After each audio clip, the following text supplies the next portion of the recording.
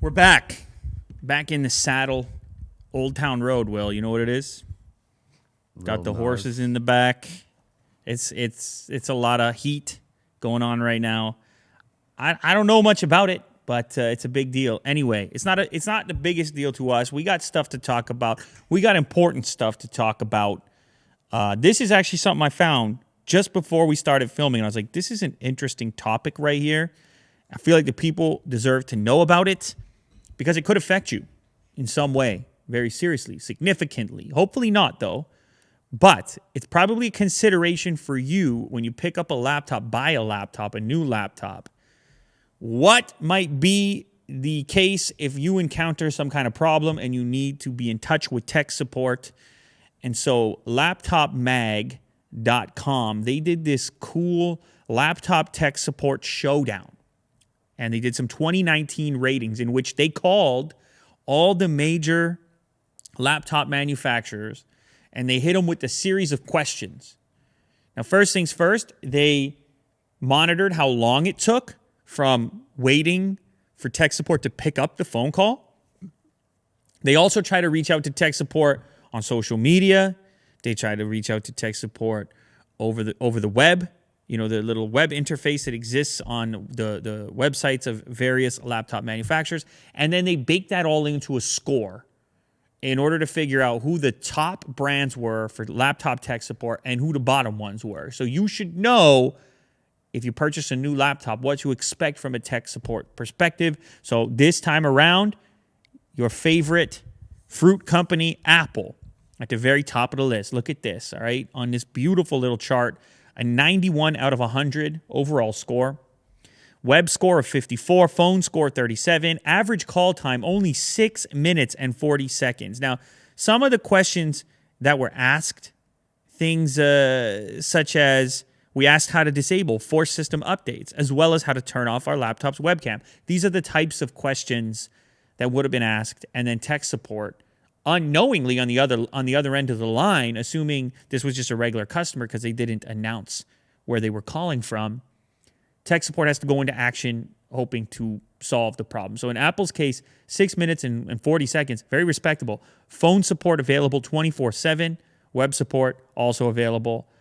So that's their score. Not really surprising. They've been near the top for a while. But Razer, on the other hand, climbed all the way up from second last to second place. Apparently, they've got an all-new call center. They're a relatively new brand comparative to brands like Apple and Dell. And they secured second spot with a web score that actually beat Apple's at 58 versus 54. The phone score is down a little bit, and you can see it took a little longer for the average phone call. That could be a Windows and Mac thing possibly. Also, phone support, not 24/7, 9 a.m. to 6 p.m. PST, so not quite as good. Anyway, you look down the list here. Dell falls into third place, even though that's a long phone call, 23 minutes. That's obviously not ideal. But at the very bottom is MSI with a web score of 10. Damn, that's not very good. And a phone score of 20 with 8 a.m. to 7 a.m. 8 a.m. to 7 a.m. phone hours. Anyway, I think this is a nice little read if you're in the market for a laptop and you put a lot of value in the potential tech support you're going to receive with it. If you do encounter a problem, maybe you're a person who doesn't use tech support too frequently, then maybe you care less about this. But it does say something about each of these companies, how they back up their products after they've already sold it to you. I know they also took into account where you could get in touch with these various brands. And they were saying, like, for example, Razer was doing a good job on social and also even on Reddit. They were doing some forms of tech support right on Reddit. So it's kind of cool to see the evolution of tech support, where it's not just a phone call anymore. There's many ways you can continue to interact with a brand after you've purchased their device. Now, Will, you've also you've got your own interesting stories here to bring to the table. Yeah, this one. You want to catch my my point of view here? You want a hot take? People are saying Foxconn CEO just leaked the iPhone 11. You know what? Actually, I saw this. First of all, how about Foxconn CEO with the hat? I mean, it's a look. He's got the wireless microphone. He's living life. You know, I mean, I love the look. You know what I mean? He's not messing around. Like, this guy gets up in the morning. He knows what he's going to wear. Yeah, it's very distinct and unique. Like he knows he doesn't have to try too hard. He's the CEO of Foxconn, all right? People, they just move out of his way when he comes through. That's just how it works. Anyway, so I saw this rumor going around that he was leaking the next iPhone, that was what he was using in his presentation. And then I saw a follow-up from one of those Twitter leakers. I can't remember his name right now. I think it was On Leaks. I could have the wrong guy, and then someone's going to be really mad at me. I think it was On Leaks.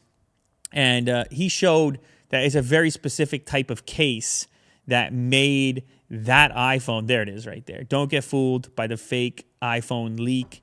It's a Casetify case. So he debunked. The leaker debunked the leak. So I'll go with him on this one. I'll just assume that this guy is using a very specific type of case. So that is weird, though. You're Foxconn CEO, and you're getting this random third-party Casetify case. That's how you roll. You got the hat like that and the suit jacket, but you go for the Casetify case. I mean, it's definitely a case. It looks like there's a case on the phone, but it's kind of a bizarre one, like not the official case, for example. You're Foxconn. You don't put the official case. Kind of interesting. But I'm with Mr. On Leaks, Steve McFly here.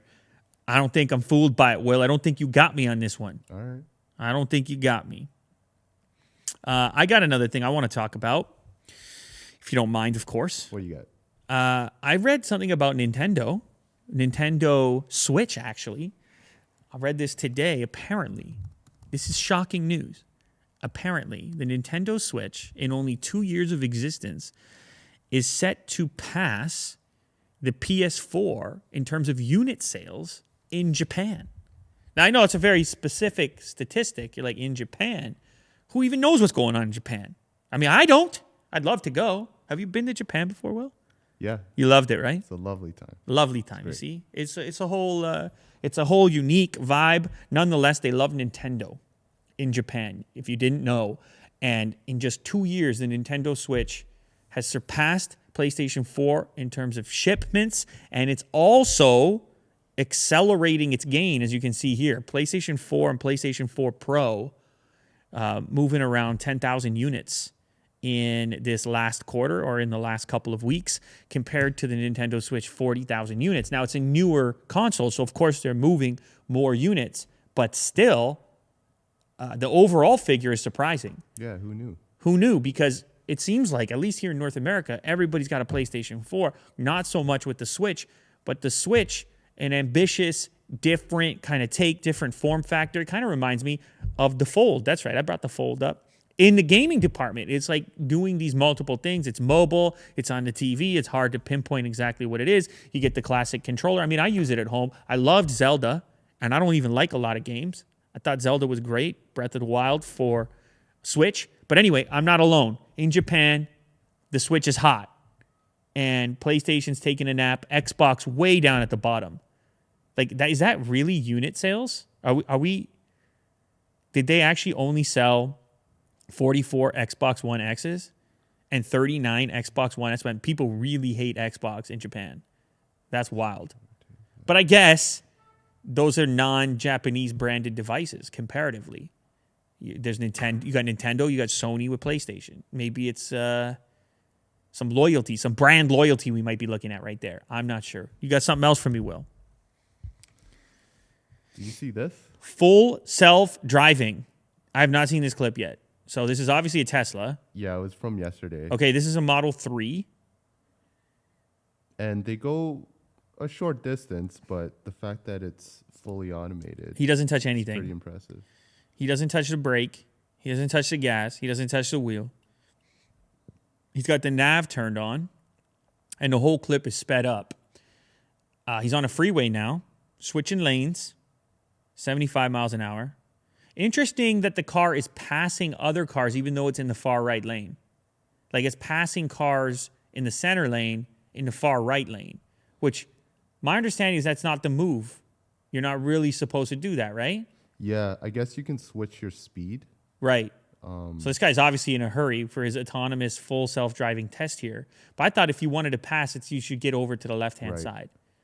Or at least into here. Yeah, so he switched lanes now. I mean, it's impressive. Anyway, it's obviously the future. it's early stages. It's like it was with airplanes. You know, it was hard to imagine at a certain point in time that these things would essentially be flying themselves, and that they'd be on autopilot a lot of the time. And now with the tech available and the machine learning, algorithms, programming, and so forth, it's obvious that we are on the cusp of something, a complete change in the way that we travel, interact with our vehicles. Of course, it brings into question all kinds of other things. How responsible are people going to be? Are they going to be snoozing, napping? Because it's full out autonomous. Like, you're just watching this clip, and I mean, wow. Are they looking at their phones? Are people just looking at their phones, tablets, laptops? Look at this dude. He just got this destination, didn't touch anything. Now, you had to know that was coming. They talked about it for a while. It was all different versions of autonomy leading up to the full self-driving, and they keep updating it and improving it. And I think that's what we're going to continue to see. Once you have momentum in this direction and you're able to showcase these types of improvements, it's obvious you know what you're doing and what you need to continue to do to improve. Mm-hmm. So, philosophical questions aside, this is very impressive. And the scariest part about it is it's probably safer than human beings. Human beings are a disaster. Yep. Human beings, what are they doing? They're brushing their teeth in the car. What are they doing? They're having a coffee. Picking their nose, Will. What are they doing? What are people doing? You look around. You're at the stoplight. Look around and see what people are doing. It's scary. It's scary sometimes what people are up to. They're shaving. I've seen it all, man. They're, plucking their own eyebrows. I've seen it all. Obviously, in those cases, the Tesla, I mean, what about just looking at their phones? I see it all the time, dude, at stoplights. Me, I hide the phone. I put it somewhere far away because it's so tempting to reach for it at a stoplight. But you don't think about it. Even at a stoplight, it's dangerous to not be paying attention. Someone could step in front still. Just because you're stopped, you don't think someone could step in front of you? Mm-hmm. Of course they could. And then what? You just hit the gas, you look up, green, gas, dead. And what are you going to say? You're going to be that person that's like, oh, I had to check my text. I had to check my iMessage. Well, that's not going to do. So that's the future right there, guys. And it's not just cars. I mean, you're going to see automation making a big play in all kinds of parts of your lives, and the implications are massive. You heard about this in relationship to Uber, for example. Why don't you just have the autonomous vehicle pick you up? Then there's no weirdness with a driver. Just shows up an empty car. I call those things all the time. Just an empty car shows up. Yeah, you don't have to be afraid of. That's what I mean. The driver. Not that I'm afraid of Uber drivers, because I'm definitely not. But you know what I'm saying? It's kind of like the self-checkout at the supermarket. Sometimes you just want to go. You peace of mind. You just want to check out on your own. Yeah. You don't want to interact. You're texting people. You don't even make old school phone calls anymore. You don't call your mom. Call your mom, everybody. It's a piece of advice. She'll appreciate it. Tell her I sent you. You call your mom. You say I love you. All right. It's not a bad idea. Mm-hmm. Will knows. It's not a bad idea. I agree. Mom, I know you're not watching this, but I love you. So, okay, what do you got next, Will? I was thinking we could do questions. Let's do some questions. That'd be awesome. Oh, you know what? Before we get into questions, let me just say one other thing real quick, because I got to give a Galaxy Fold update. Because the people, they won't be able to sleep at night without a Galaxy Fold update.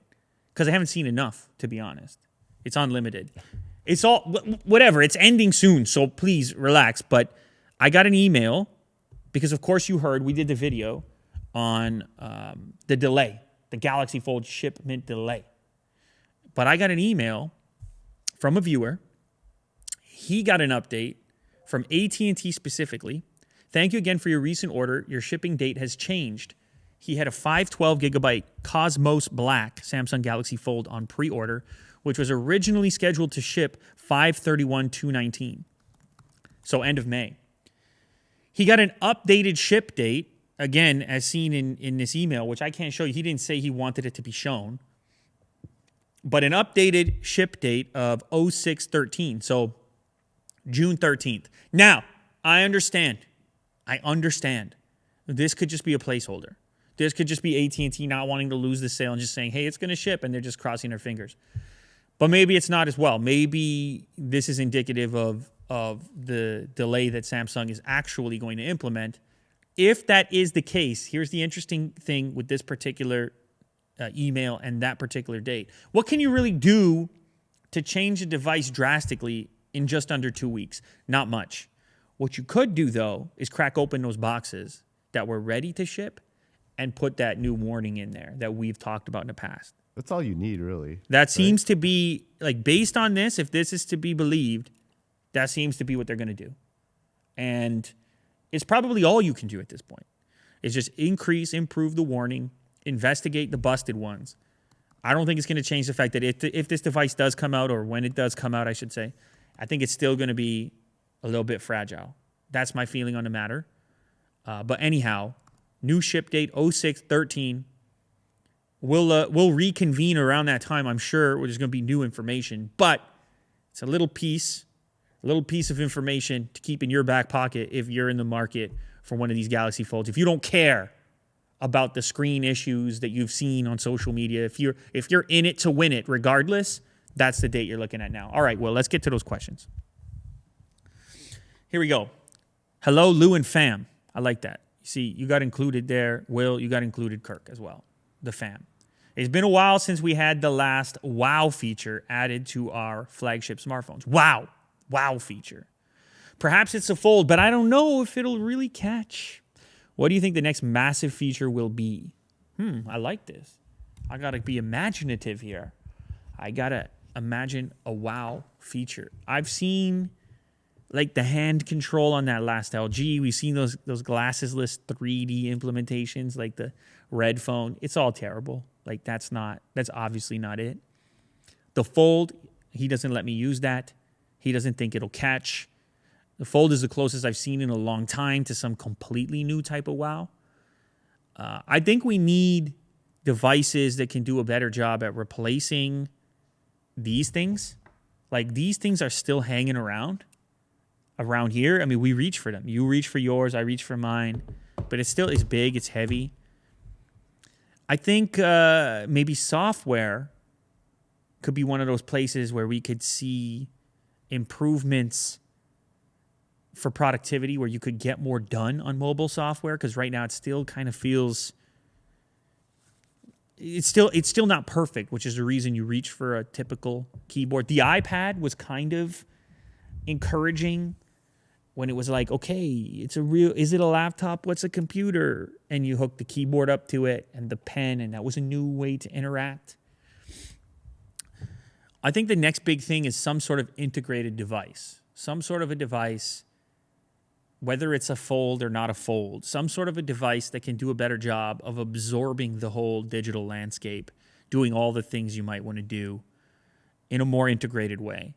I don't necessarily know what that looks like at this moment immediately, but I'm hoping that it's some sort of a hybrid of the best of all these worlds coming together. We saw DeX demonstrated with different Samsung devices where you would use your smartphone as a laptop or a typical desktop style interaction, mouse and keyboard. That's kind of cool. I think it would just be nice to move on to that next form factor, to some sort of alternative to the laptop, because those are just way more portable. Smartphones are just way more portable. I know in certain parts of the world, laptops never really took hold like they did in North America, and the smartphone already is the main screen, the main computing device. So maybe those things are just going to keep growing in scale. We're going to have to wait and see. Of course, there's other stuff happening. It's not just smartphones. Like there's other places where innovation is happening in automation. We just talked about VR. There's potential wow in those other departments as well. But in the smartphone department, God, I'm telling you, that Fold thing, it just shook me right up. It shook me right up. And it really seems like that will be the thing. Even though you say you don't think it'll catch, the idea of a large display that folds and slides right into your pocket, it's just there's no substitute for it. I don't know how else you get such a big display in your pocket, as far as I know. Mate X. Maybe the Mate X is the other way. Maybe it's a slightly different fold in a different direction. Or maybe imagine a big scale of it. Imagine that as a laptop replacement. This whole thing is a display that folds. That'd be pretty wild as well, though I love this keyboard. So I don't know. We'll have to wait and see. I personally hope manufacturers continue down the direction that the Fold started, because maybe that one right now isn't the catch, but maybe it happens with some encouragement over time. We'll see. What do you got next? Hey, Lou, what's up? I just wanted to ask, how do you feel about the current size of phones? I just feel like we need smaller phones. Sub 6-inch phones are the most comfortable, and anything that's above 6 inches is just not comfortable enough. What is your take on this? I don't know if sales figures actually support this mindset. I hear you. I know where you're coming from. Obviously, these things have gotten huge recently, and they're probably not for everyone. Apple was hanging on to that SE form factor, which was essentially the iPhone 5 form factor for a while. But it seems that people want bigger phones if you're studying the sales figures. And all manufacturers have just followed the customer, and you can't blame them. And part of that has to do with what I was talking about in the previous question, when I was saying that these devices have become our main computing devices. And once productivity comes into question, media consumption, all of a sudden you can really take advantage of that bigger display. I'm not saying it's right or wrong.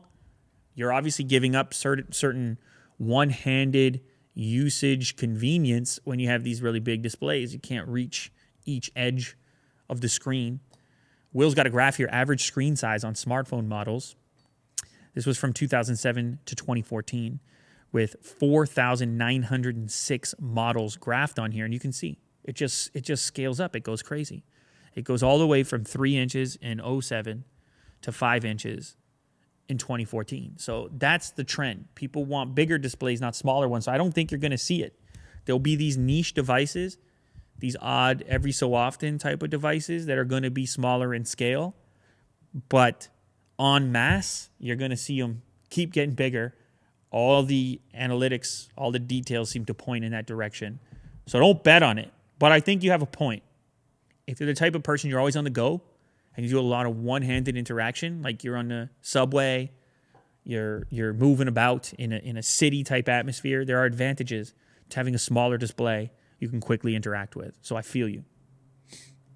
You got one more, Will? Yeah, last one. All right. Last question of the day. If Apple and Samsung were to do a collab on any product, what would you want to see? Well, they kind of do collab on every product because it's Samsung screens inside of iPhones. And I think there might even be some other components, possibly memory. So that's obviously an unofficial, like they don't broadcast that collab.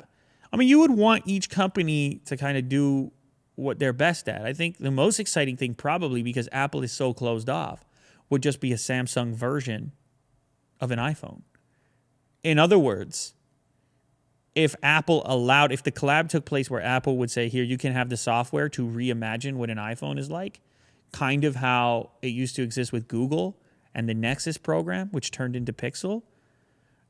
If Apple was like, here's a software, do as you please, we want to see your interpretation of an iPhone.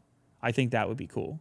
Because, of course, Apple would never make an Android phone, their hardware with the Android OS. Maybe in a crazy, unknown future, unexpected reality. Imagine that, though. So I have it right here. This is the Galaxy S10. I wonder how it would change people's minds about this phone if it was just running iOS. If this had iMessage, iCloud, AirDrop, whatever it is that people love about iOS, security, privacy, that's all the commercials right now. You have to wonder how popular it would be. Or if people would say, nah, I still need the badge. This is something I used to think about with the computers because I always wanted a Mac Pro, and before that, Power Mac. And I never had the money for it. So that's how the whole Hackintosh thing started. And I was one of those people doing the Hackintoshin. And part of that was because, like, wow, it'd be interesting. It'd be amazing, actually, to be able to have a slightly different configuration, but with the software that you're actually looking for. You know, because in that sense, I was really into Final Cut Pro. Now, there's obviously mobile versions of that. On iOS, for example, there's some app that you probably really like, or it might be better on iOS than Android. Or there's some native app like iMessage, for example, which there is no equivalent for. So then we could get to the bottom and start to figure out is what are people really into? Is it the whole ecosystem? Is it the hardware and software combined? Or if the software was distributed elsewhere, would that change their minds? Could selection be cool in that department? I'm not saying that will happen. Geez. There's obviously not going to be any kind of collab going on. Not in that sense. In the meantime, we're just going to have to put up with like Apple buying parts from Samsung. That's as close as it will ever get. But we can hope, we can imagine. I like this question. It's very creative. So if you want to send your questions, by the way, I should mention, all you got to do is hit up will@loulater.com. And it could be about tech. It could be about anything. We're going to address them here on the channel. We're going to get down to business because that's what we do. And we cover the news. Tech news, other news, internet news, cultural stuff. It doesn't matter. That's what we're here for. We're breaking it down for you. We're like a filter. It comes in, we filter it down. We get it down to its raw essence for you. We take our jobs very seriously. It's a major responsibility. I can't speak for Willie Do, but I can. It means a lot to this man. We'll see you on the next one.